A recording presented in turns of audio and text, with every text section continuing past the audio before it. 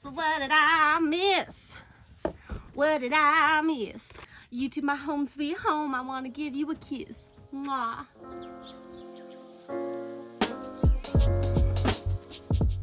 Hello, hi, what's up? How are you? In case we haven't met before, hi, my name's Quinn. It's very nice to meet you. But in case we have met before, how are you? Genuinely, I want to know. Please leave a comment letting me know any updates about your life because it's been a while since we've talked.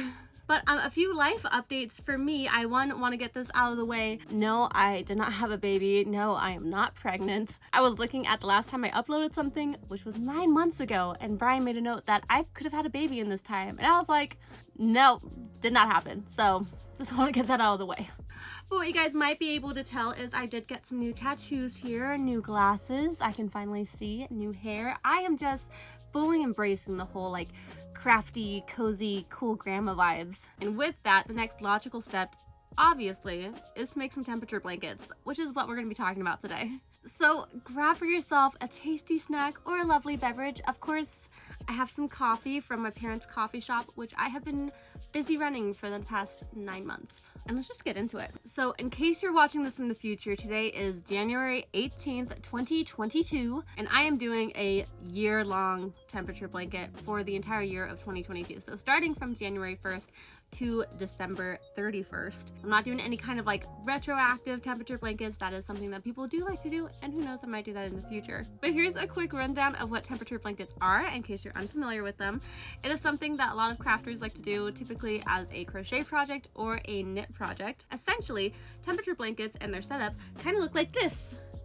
If you just look on Pinterest, you'll find so much inspiration. These are blankets where every single row of the blanket is a different color, and that color correlates to the temperature of the day. Temperature blanket, you guys get it.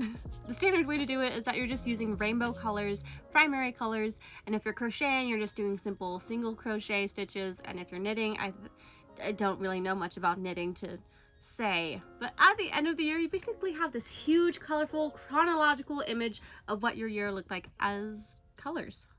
It's a really cool project. A lot of people do it like me, where you start from the first of the year to the end of the year, but people can also do it retroactively and choose specific years that they like to do, or do shorter time frames of the year.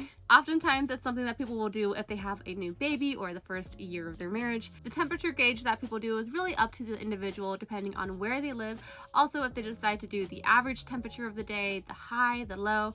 I myself am doing high temperatures of the day. And then some people like to jazz it up a little bit, switch up the type of stitches that they're doing. I've even seen somebody do the average temperature of every single hour of the day. It was a beautiful blanket, just quite a lot of work that I would not want to do. Now, me personally, myself, I decided not to do like primary colors. As you might be able to tell from my surroundings, I like earthy tones and neutrals and pinks. So those are the colors that I chose to do for my temperature blankets. How I'm going to be documenting everything and keeping track is in my bullet journal. I started a new bullet journal. I really did not know what to start it with, so I'm starting it with my temperature blankets. Now, a lot of you guys may be like me, where you're not quite so sure how large of a temperature gauge space to correlate for a certain color. Really, if you've lived in your city long enough, you might have a good feeling of about what type of temperature you land in. Currently, I am living in central Southern California, a part of Southern California where there are actual, weather changes, but it's still Southern California, so we do sit in the 70s quite a lot. Now, what you could do is use websites like what I'm going to be using, wunderground.com, to look retroactively at the weather for the city that you are living in, or the city where you are creating your temperature blanket based around. Maybe it's for a niece or nephew and they're born in a different city than you, so you want to have it be to where they live, but that will help you have a good idea to what type of gauges you'll be doing. Now, unfortunately, I'm not going to be much help in this video to tell you how to do the math for making a blanket. I am completely winging it, and I am fully prepared for it being a just ridiculously large blanket. But you can find a lot of other helpful information on how to do the math through some other videos. I will link them in the description, the two that I've used a lot when helping myself put together my blankets. And lastly, to physically prepare myself for making these blankets, I did buy quite a bit of yarn. This is just a portion of it.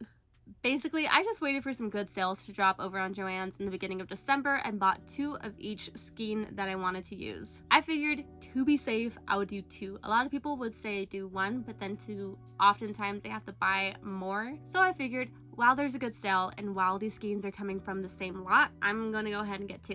So we have a storage unit that I'm keeping most of my yarn in right now, so I only have 1 ball of each color with me here. I also have dedicated hook here that is going to be specifically for my blanket, and I will hopefully not take it out and use it for anything else. Now those are ways that I have physically prepared myself to make these temperature blankets, but the way I am emotionally preparing myself to do this, from what I have seen, the main thing that kind of keeps people from fulfilling these blankets is the emotional preparation. Now, like I said, it is 1 row for every day. Some people really do try to dedicate themselves to doing a single row every single day. I don't think I can do that. So I have emotionally prepared myself to do batch work. Currently, it's looking like once every week and a half, I have a day off and I sit down and I just crochet and I just go hard on this. I watch a movie, 2 movies, and I just make some blankets. I also am fortunate that I have some other crafty friends that last time I was working on this blanket, I was able to sit down and watch a movie with one of my friends. She was working on a beanie and I was working on the blanket. There is also a crafting group that meets at my parents' coffee shop once a week, so if I'm ever available and not working when they're meeting, I am bringing this with me and hanging out and crocheting with them. I'm also fairly active over on TikTok, so I'm making some videos as I'm making this blanket, so that way hopefully accountability, and I feel like I am killing 2 birds with 1 stone: blanket and content. Now, as you might have noticed, I've been saying blankets, as in multiple blankets. I've decided that I'm going to do one that is a crocheted blanket, that is the skill that I feel most comfortable with, and one that is a knit blanket, and I have never really knit before in my life. Okay, that's a slight lie. When I was 10, I knitted a little bit. I attempted to make a scarf and nope, did not really get into it. So one of the things that really inspired me to do a temperature blanket this year was last year I was following along someone on TikTok. Her name is stitched_heirlooms on TikTok and Instagram. You can check her out. She is a knitter and she had a link to all the materials that she used, including an actual pattern, and I said, you know what? Yes, we're going for it. I'm doing the exact same pattern using the exact same yarn. Obviously, she is from the Pacific Northwest and I am from Southern California, so they are going to look very completely different. So I'm going to be trying to knit, and that knit blanket is going to be specifically here for Tehachapi. So all the weather, all the temperatures, everything's going to be here in Tehachapi, and I'm going to gift it to my mom at the end of the year, hopefully, and it will be a blanket that can stay at the coffee shop, maybe, or in her room. I don't know, it's her blanket, she can do whatever she wants with it. But that'll be a really fun project for me, so if you guys have any like helpful tips for knitting, please let me know, because not that I'm feeling completely lost, but I am feeling like a little bit of a wandering sensation. I'm not overwhelmed yet. Not yet. We'll get there. And with my crocheted blanket, like I said, I am kind of winging it. So the temperatures are based off of where I am. So I do plan on traveling a lot and potentially even maybe moving again sometime this year. I don't know. And the stitches are kind of just whatever I feel like doing. So that is another thing I guess I'm emotionally preparing myself for, is keeping everything interesting, you know? Keeping it fun, keeping it loosey-goosey. But for now, I'm sure you guys are curious, so let's just dive into what my bullet journal looks like so I could show you how I have everything set up, and then I'll show you my crocheted blanket so far. Alright, so here's that bullet journal, and big surprise, it's a dingbats journal. Who would have thought? Me with another dingbats journal. I obviously love them. So this is how I have it kind of set up. So this here is my Tehachapi knit blanket setup. So I have where it is, obviously it's a temperature blanket. These are the materials that I'm going to be using. So this is how I'm going to keep everything in place. So this is the needle and the extender cord. The brand of the yarn, that's the word I'm looking for, yarn that I'm using. I also took little clips of each of the yarn here and just taped it in. This way, if I ever do run out of it and for some reason Lion Brand stops doing this type of yarn, I can go and try to color match it as best as I can. Now this is the gauge that I set up, so I have anything, really it's anything under 40 degrees, then 40 to 60, 60 to 70, and then since I am going to be mostly in the 70s a lot, it's 70 to 50, and then 75, what? 70 to 75, 75 to 80, and then really anything over 80 degrees. Now, as you can see, I have it split up with 20-degree increments. And so it's going to be kind of big chunks of where the yarn is going to be, like where the colors are going to be. I am prepared for that. I'm fine with that. I did not want to have a whole bunch of yarn that I'm going to be using for this blanket in particular. So that's just the way that I wanted to have it set up. If you do want more color variations, obviously you're going to need to get more yarn, and you can have it be smaller. So if you want the most variations from what I've seen, you want to do this kind of 4-degree, 5-degree increment. Now with this, next to it, I wrote the name of the yarn, of the color that it is. So the Oatmeal, the color number, and the lot number. I never have really needed to shop for yarn before and with like the color or lot number, but I did write it down just in case. You never know. Underneath this, I wrote what the pattern is going to be that I'm following. So if you want to follow along, go ahead. There it is for you. And the rules that I'm doing. So it's knit one row a day for 365 days each day using a color corresponding to the temperature of Tehachapi. And this is how I'm keeping up with what the temperature is, because obviously I know I have not started this knit blanket yet. So I am definitely a bit behind, but this is going to be how I remember what I'm doing. Now, because I am actually following a pattern, I did write down what the pattern, the next step is going to be for that day. This way I'm not forgetting and losing track of where I am. Knowing myself, I will lose track of where I am if I don't write this down. So that's for myself. You obviously don't have to do this, but that is what I'm doing. The month, what the step is, what row I'm on, and then the degree that it is, the temperature. And what I intend on doing is taking a picture of the blanket at the end of the month, using a Polaroid, taping it right here, writing how many days behind I am, and if I have any notes and thoughts about the month so far. Fingers crossed I can actually do this part. I don't know if I actually will, but I really do want to put Polaroids in just so I can kind of have a visual. I really do want this bullet journal to be nice and like thick and wrinkly and just look really cool, you know? So that is it for the knit one, and my crocheted one is pretty similar. So as you can see, my materials, I just wrote the hook size that I'm using, the brand that I'm using, and the way that I have this one split up, because I do plan on traveling more, I do expect myself to experience more temperature changes, plus I do have more yarn here, obviously. So I do have a bit like wider gap than before. Now, what you guys might see from other people's color gauges and everything is that they will have the cooler temperatures towards the cooler colors, and vice versa with the warmer temperatures and warmer colors.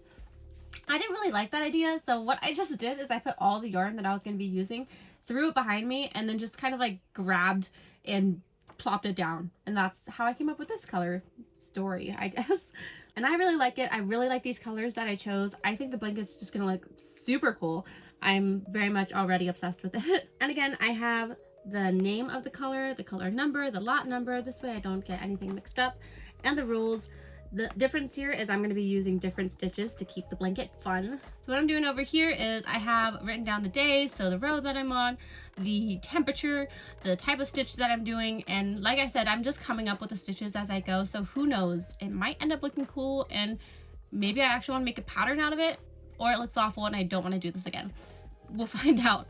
And then location. So obviously I've already done a bit of traveling. I took a trip down to San Diego, so I wrote that down right there. So that'll be really cool. And then the same thing with the Polaroid, days behind, and notes and thoughts. I do expect myself to be some days behind. There are some people that I've seen where they are months behind. I am prepared. I'm emotionally prepared for that. Now, I could already tell you if there was anything that I could change about this setup, instead of having it separated between like the knit section and then the crocheted section, I would just have them both together. So I don't have the rest of the year set up yet, but basically I have it like knits, January, February, March, and so on and so forth.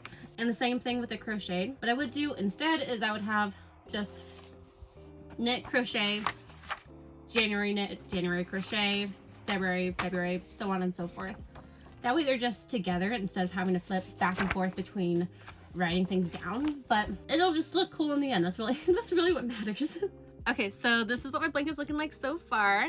As you can see, there's a lot of different stitches here, and I really am just kind of going with the flow with it. I have to say, these bobble stitches look so cool, feel great, hate making them. Additionally, I'm already done with one of the skeins. Thankfully, I did buy two, so this is why I bought two in the first place. But seeing how far it goes, I think I'm gonna have to buy some more. So if you know any like actual good hacks of getting some good Joann sales, please let your girl know, and like everybody else in the comments, let everyone who can see your comment know. But that's gonna be it for my video. I hope you guys enjoyed. I don't know if this was helpful at all, but I kind of figured I wasn't seeing a whole bunch of videos talking about temperature blankets, so I figured might as well throw my hat in the loop. That's not how it goes. Hat in the ring. Now, I'm not promising any kind of consistent uploading schedule because we all know I cannot commit to that anymore. But I definitely do want to do check-ins with these blankets, so maybe like once a month, once every other month, more like once a season probably. But I do like making videos over on TikTok because it honestly is just a lot easier. Just tap, tap, tap on the app and then woo, got a video. So you can follow me over there and you can see some updates. You can also see other updates of my life over on other social media, Instagram, because in case you didn't know, your girl's also a tattoo apprentice right now. I know, big deal. I'm having so much fun. But thank you guys so much for watching. I look forward to seeing you guys in another video, hopefully pretty soon. Who knows? I don't. But I really do love and appreciate you guys so much. And I'll see you in my next video. Bye! Here's a quick rundown of what temperature blankets. I'm going to be saying this word a lot. I need to make sure I know what I'm saying. Temperature. Okay.